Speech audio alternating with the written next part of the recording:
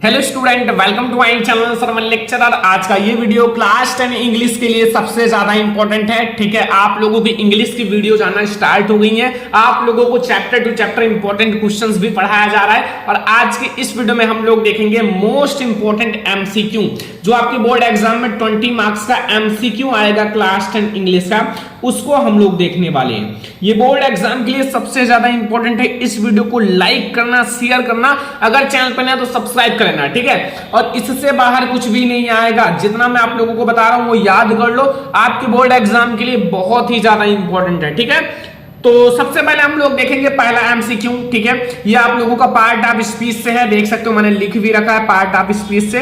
पहला एमसीक्यू है, I always go to the park on the weekend. मतलब weekend में क्या है, पार्क जाते हैं ऑलवेज, हमेशा। अब यहां देखो एक ऐसा रेड कलर का है, इसको आपको बताना इस सेंटेंस में क्या है। इस सेंटेंस में जो ये चीज है ना, ये क्या है। ठीक है, ऑप्शन नंबर ए है नाउन है या प्रोनाउन है या वर्ब है या एडजेक्टिव है। देखो भाई, आप लोगों को अगर थोड़ा सा पार्ट ऑफ स्पीच के बारे में पता होगा तो जानते होंगे। देखो यहां एडजेक्टिव जो होता है वो विशेषता बताता है। ठीक है, विशेषता, तो ये कोई विशेषता नहीं बता रहा है, ये क्या कर रहा है, जगह है, एक जगह। तो नाउन जो होता है, नाउन में जगह, नाम, इन सब का विवरण किया जाता है ना, तो ये हमारा एक नाउन है। क्या है, नाउन है। ठीक है, तो ये हमारा क्या है, नाउन है। पार्क है, ठीक है, तो ये हमारा क्या है, नाउन है। बहुत ज्यादा इंपॉर्टेंट है और आप लोग बिल्कुल तैयार कर लो। जितना ऑब्जेक्टिव पढ़ा रहा हूं सारा तैयार कर लो, बोर्ड एग्जाम में बहुत ज्यादा काम आएगा। ठीक है, तो आप लोग बिल्कुल तैयार रहो बोर्ड एग्जाम के लिए। आप लोगों का बोर्ड एग्जाम भी नजदीक आ रहा है, तैयारी करते रहो अच्छे से। लिखा हुआ, those flowers are very beautiful, how much do they cost. ठीक है, ये जो फूल्स हैं बहुत ज्यादा सुंदर है, इनकी प्राइस यानी कि कॉस्ट कितने रुपए में है, दे। ठीक है, तो ऑप्शंस देखो, यहां आपको ये रेड कर दिया गया है। ठीक है, इसमें आपको बताना ये क्या है। ऑप्शन नंबर ए है एडजेक्टिव, बी है वर्ब, सी है नाउन एंड डी है एडवर्ब। तो ये बताओ कि ये किस चीज की विशेषता कोई बता रही है ना। विशेषता का मतलब होता है कि वो फूल सुंदर है, वो फूल व्हाइट है, सफेद है, वो इंसान ब्लैक है। ठीक है, ये सब जो मतलब विशेषता बताती है।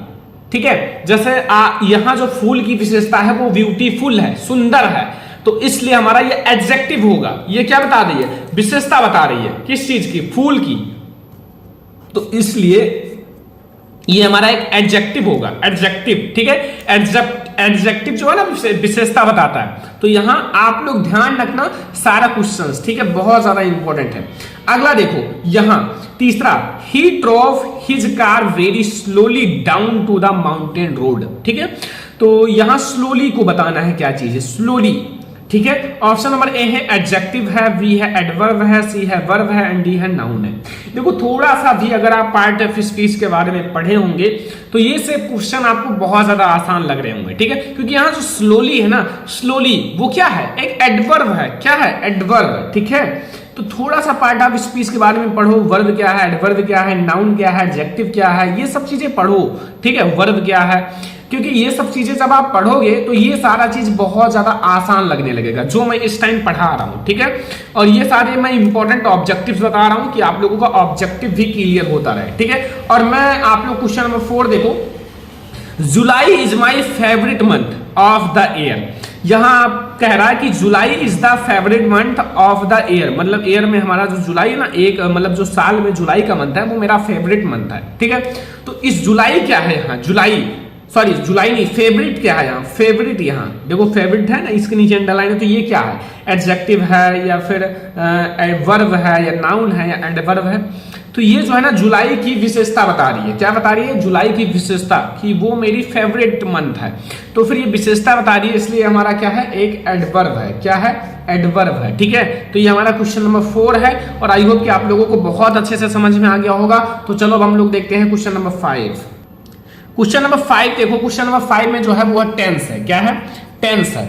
अब हम लोग टेंसेस को देखने वाले हैं। ठीक है, टेंस जैसे आपकी बोर्ड एग्जाम में आएगा, जैसे यहाँ टेंस देखो क्या लिखा हुआ है, आई फिर dash dash dash working all afternoon. ठीक है, and have just finished the arrangement. ठीक है, अरेंजमेंट, तो यहाँ आपको क्या भरना है, ये आपको देखो, हैव बीन भरना है या शैल भी भरना है या हैड बीन भरना है या एम भरना है। तो अब आप लोग सोचो यहाँ हम लोग क्या भर सकते हैं। ठीक है, मतलब फिनिश्ड हो चुका है, काम क्या हो चुका है, खत्म हो चुका है। तो मतलब वो प्रेजेंट में काम नहीं चल रहा है, ठीक है, वो फिनिश्ड हो चुका है, तो मतलब वो पार्ट में चला गया, पास्ट में चला गया ना, पास्ट में। तो हैड बीन भर दो भाई, सही रहेगा हैड बीन, ठीक है, हैड बीन हमारा सही रहेगा। ठीक है, समझ में आया। Question number 5। क्वेश्चन नंबर 6 देखो, सीता और हर ब्रदर्स, ठीक है, सीता और उनकी भाई, यहां dash dash dash to be the blamed, ठीक है। यहां ऑप्शन नंबर ए है इज भरा जाएगा, या एम, या आर, या वाज। तो देखो यहां आप लोग सबसे पहले देखो कि यहां आपका प्रेजेंट है, तो यहां आप देखो सीता और हर ब्रदर्स, मतलब सीता भी हैं और उनके भाइयां भी हैं, मतलब उनके जो भाई लोग हैं ना वो भी हैं। तो फिर इन दोनों को मिलाकर आपका एक वचन नहीं रह गया। अकेली सीता होती तो ये एक वचन होता, लेकिन ये दोनों हैं इसलिए हमारा बहुवचन हो गया। तो यहां हमारा आर भरा जाएगा। क्या भरा जाएगा? आर, ठीक है, आर भरा जाएगा, ध्यान रखना। अगला देखो question number 7, choose the sentence with the future perfect tense. यहां आपको फ्यूचर परफेक्ट टेंस को चूज करना है, ठीक है। यहां फ्यूचर परफेक्ट टेंस देखो, पहला they shall have reached by them, ठीक है। दूसरा है they shall we and arrived आपको बाय देम, ठीक है। एंड सी ऑप्शन है they shall arrive by them, and D है they shall have been arriving by them. देखो यहाँ आपका फ्यूचर परफेक्ट करना है, फ्यूचर परफेक्ट कॉन्टिन्यूअस नहीं, फ्यूचर परफेक्ट, ये कॉन्टिन्यूअस हो जाएगा। और फ्यूचर परफेक्ट का मतलब होता है कि उसमें हमारा शैल होना चाहिए और वी होना चाहिए। क्या होना चाहिए? शैल और हैव होना चाहिए, ठीक है। जैसे शैल हैव, विल हैव होना चाहिए, वी नहीं होना चाहिए, ठीक है। जैसे shall have reached by them, तो यहाँ हमारा हो जाएगा they shall have reached by them. ऐसा नहीं कि आपका सरल होता है, हार्ड आता है, ठीक है, देख सकते हो काफी हार्ड हैं। अगला देखो आर्टिकल। आर्टिकल तो आप लोग जानते हो, आपके 3 आर्टिकल्स हैं और तीनों में से कोई एक एक भरना है। एक तो हमारा ए है, एक है एन एंड एक है द। तो इन तीनों में से आपको कोई एक भरना होगा, ठीक है। जैसे पहला देखो, he has always been very good boy. No article यानी कि कोई आर्टिकल नहीं, या फिर ए भरा जाएगा, या एन भरा जाएगा, या द भरा जाएगा, बताओ। क्वेश्चन नंबर 8 देखो, यहां जो भरा जाएगा वो he has always been a very good boy, ठीक है। ए भर दो, सही है ए, ठीक है, ए भर दो, सही है।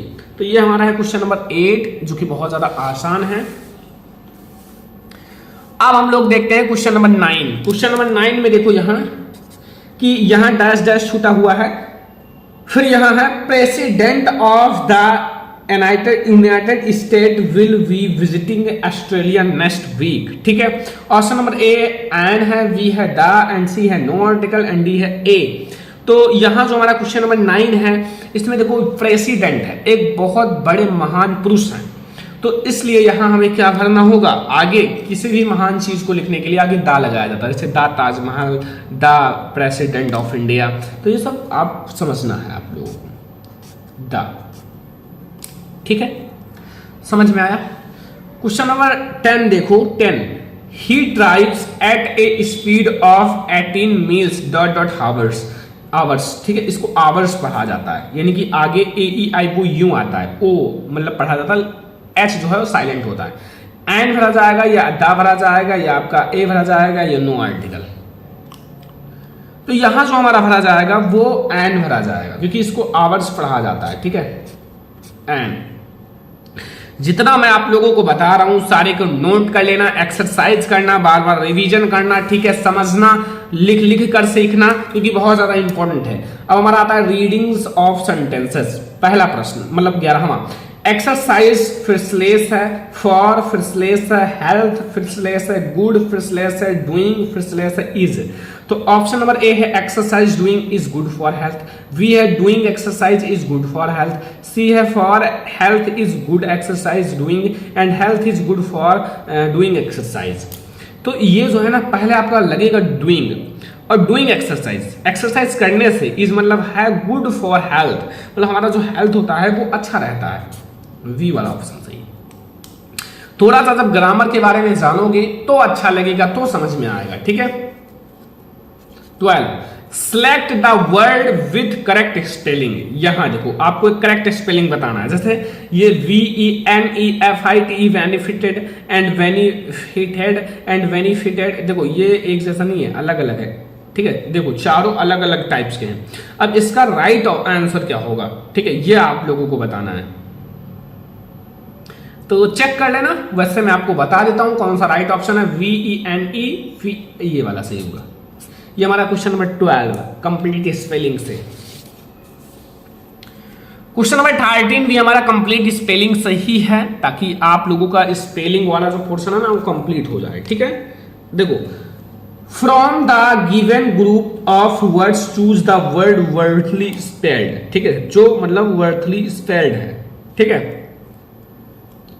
का है आई एम इम्परेटिव एंड यहां इडिल्स एंड आपका इमिटेंट एंड यहां इम्परेटर, ठीक है। तो इसका राइट आंसर क्या होगा, इसका राइट आंसर होगा इमिनेंट, ठीक है। ऑप्शन नंबर सी हमारा राइट आंसर होगा, ठीक है। समझ में आ गया ना क्वेश्चन नंबर 13। क्वेश्चन नंबर 14 समझो, ठीक है। लिखा हुआ the young boy ran away identify the adjective. इसमें आपको एडजेक्टिव को आइडेंटिफाई करना है, ढूंढना है, ठीक है, एडजेक्टिव को। तो ऑप्शन है ए द है, या फिर सेकंड है बी वाला ऑप्शन रैन, या सी है यंग, या डी है आपका अवे। तो the young boy ran away, इसमें कौन सी विशेषता, यंग बता रहा है कि बॉय बता रहा है कि रैन बता रहा है कि, देखो बॉय की विशेषता कौन बता रहा है, यंग, कि जवान लड़का, ठीक है, यंग बॉय। तो यहां जो यंग होगा ना वो हमारा एक एडजेक्टिव होगा। क्या होगा, एडजेक्टिव, जो आप लोगों को समझ में आ गया होगा कि यहां जो यंग है वो एक एडजेक्टिव है, ठीक है। तो ये हमारा एडजेक्टिव है, तो फिर हो गया, एडजेक्टिव ही हमें आइडेंटिफाई करना था। ऐसे बोर्ड एग्जाम में आएगा कि the young boy ran away identify the adjective, तो आपको एडजेक्टिव को आइडेंटिफाई करना होगा और आपको फुल मार्क्स मिलेगा तुरंत, 1 नंबर का रहेगा, 1 नंबर आपको तुरंत देगा, कोई प्रॉब्लम नहीं। अगर आपने सही लिखा है OMR शीट पर तो 1 भी नंबर आपका कटेगा नहीं, आधा का आधा भी नहीं कटेगा, ठीक है। लिखा she lives in Mumbai for her studies identify the verb. इसमें आपको वर्ब को आइडेंटिफाई करना है। She lives in Mumbai for her studies, तो यहां आपको वर्ब को आइडेंटिफाई करना है। अब वर्ब इसमें क्या है, तो वर्ब इसमें ऑप्शन नंबर ए है स्टडीज है, या बी है आपका हर है, या सी है लिव्स है, या डी है 4 नंबर है, या डी इसको कर देना मुंबई। देखो यहां जो हमारा एक वर्ब है जिसको हम लोग कहते हैं क्रिया, तो वो देखो लिव्स जुड़ा है ना, एस जुड़ा हुआ है लिव्स के साथ, तो वो हमारा हो जाएगा सही आंसर, ठीक है। अगला question number 16, he is suffering फिर dash dash sorry fever. Option number A है इन भरा जाएगा, या एट भरा जाएगा, या फ्रॉम भरा जाएगा, या विद भरा जाएगा। सभी स्टूडेंट को पता होगा, अगर आपने जिंदगी में कभी एप्लीकेशन लिखा होगा ना तो ये वाला जरूर लिखा होगा कि respectfully I like to say that I have been I am suffering from fever, क्योंकि सफरिंग के साथ हमेशा फ्रॉम लगता है, ठीक है, तो इसलिए सफरिंग फ्रॉम फीवर हो जाएगा।